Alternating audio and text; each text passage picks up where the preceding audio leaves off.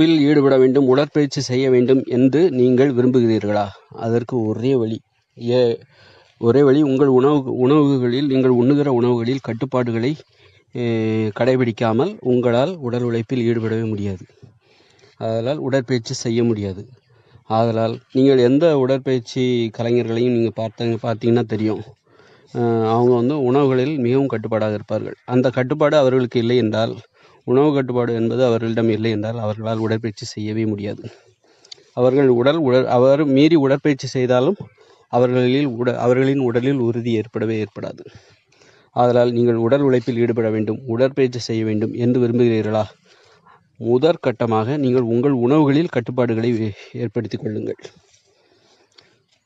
நீங்கள் உடற்பயிற்சி செய்ய விரும்பவில்லை, உடல் உழைப்பிலும் ஈடுபட விரும்பவில்லை, ஆனால் உணவு கட்டுப்பாட்டை கடைபிடிக்க வேண்டும் என்று விரும்புகிறீர்கள் என்று வைத்துக்கொள்வோம். நீங்கள் அதன்படி உணவு